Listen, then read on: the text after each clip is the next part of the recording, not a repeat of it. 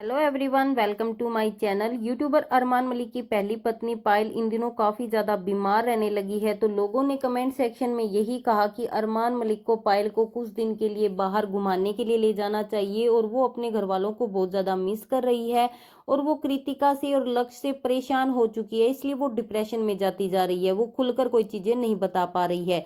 तो लोगों ने लक्ष्य के लिए भी यही कहा कि लक्ष्य इस घर में वापस से बदला लेने के लिए आई है कृतिका और पायल से।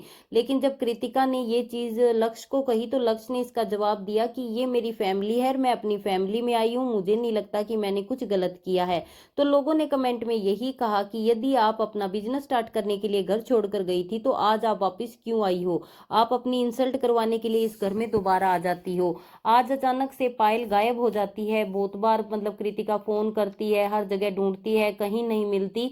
बाद में शाम को जब कृतिका और अरमान उससे पूछते हैं तो वो कहती है कि मैं हॉस्पिटल गई थी। और पायल की कंडीशन देखकर लोगों को उस पर तरस आ रहा है। लोगों को ये लगता है कि वो दिन ब दिन बिल्कुल बेहतर से बेहतर होती जा रही है और उसे अच्छे से डॉक्टर को दिखाना चाहिए या फिर उसकी फैमिली से मिलवा देना चाहिए। अरमान मलिक को कुछ दिन पायल पर ध्यान देना चाहिए।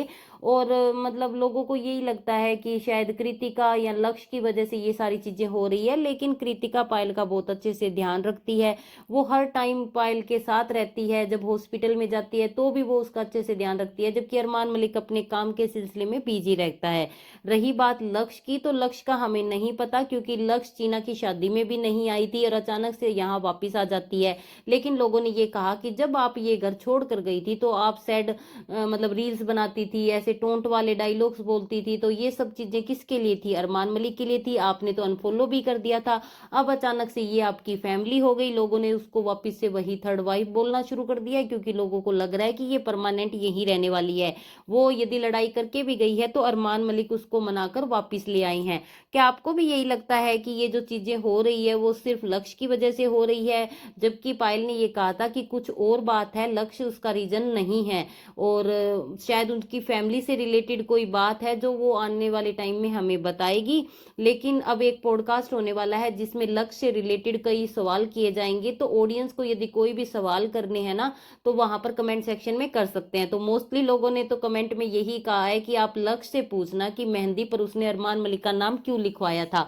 जो संदीप नाम है ना, वो अभी तक भी लोग भूले नहीं है कि संदीप कोई और नहीं, इसी का ही नाम था और लोगों को आज भी यही लगता है। और कुछ लोगों को लगता है जैसे आज ये पायल गायब हुई थी तो ये सारी चीजें ना स्क्रिप्टेड है, वरना वो कोई 2 या 3 साल की बच्ची तो है नहीं कि वो गायब हो जाएगी, वो फोन नहीं उठा रही है। तो ये जो चीज लोग कर रहे हैं ना, ये जानबूझकर कर रहे हैं। इनको पता है कि किस हिसाब से व्यूवर्स को घुमाना है, किस हिसाब से उनकी ऑडियंस उनको देखेगी, उनके व्यू आएंगे। ये सारी चीजें स्क्रिप्टेड होती है, चाहे वो लक्ष्य का जाना हो, चाहे लक्ष्य का वापिस आना हो, अब ये पायल का बीमार होना हो। पर मुझे नहीं लगता कि पर्सनली कोई इंसान बीमार होने का नाटक करेगा। वैसे आपका इस पर क्या कहना है हमें कमेंट में जरूर बताना। वीडियो को लाइक करना, शेयर करना।